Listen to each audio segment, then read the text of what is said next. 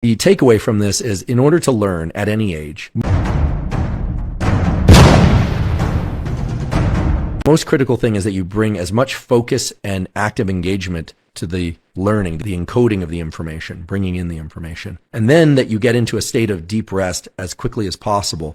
Typically, that would be the night after you learn, after you have this trigger. But there are some beautiful studies published in Cell Reports last year and the year before showing that people who take a 20-minute nap within the 4 hours after these triggering learning, or people that do a non-sleep deep rest type protocol, even just sitting there quietly and not doing anything, they learn much faster. In other words, the brain rewires much faster. Isn't that interesting? It's very interesting, and what's happening is very interesting. We've long known that during sleep, there's a replay of the neurons in the same sequence that they were played during the activity earlier in that day. Sometimes even backwards for some reason. It's like the songs played backwards at night. Who knows why? I don't think we should focus too much on that right now. But that replay is the consolidation of the information. You learn. This is why you try something physically, try it physically. You can't do it, and then you come back a week later and voila, you can do it. There's a beautiful literature on what's called gap learning effects, where let's say, and this has been looked at for physical skill learning, for music learning, math, etc., where if every couple of minutes, just randomly during your intense learning or focus, you pause and you just take 10 seconds and do nothing.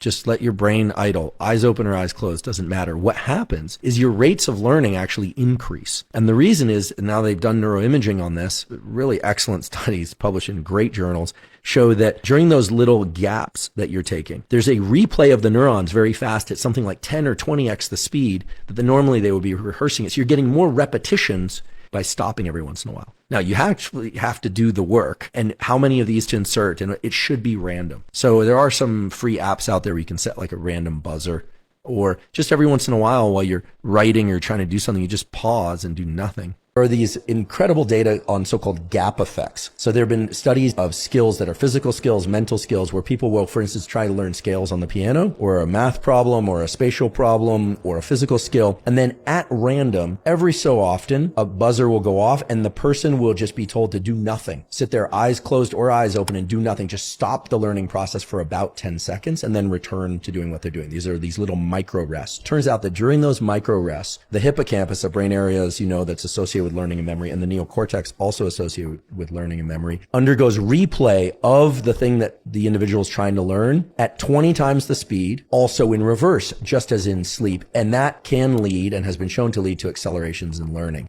For every 45 minutes in which you are focusing on something like a phone or a tablet or a book page or your computer, you want to get into magnocellular panoramic vision for at least 5 minutes. And the way that I suggest to do this is actually to take a walk, ideally outside. So for every 45 minutes or so, try and get 5 minutes of relaxing your eyes. This is something that's not often done, especially in today's homeschooling and where kids are going to school by Zoom and adults are working by Zoom. This is a serious problem. People are getting eye fatigue. They're getting headaches. Indeed, some people are getting migraines. They're having all sorts of issues. Much of that, if not all of that in some cases, can be alleviated by this 45 to 5 rule. For every 45 minutes of focused work that you do, get 5 minutes where you get outside, or if you have to be indoors, where you can dilate your gaze.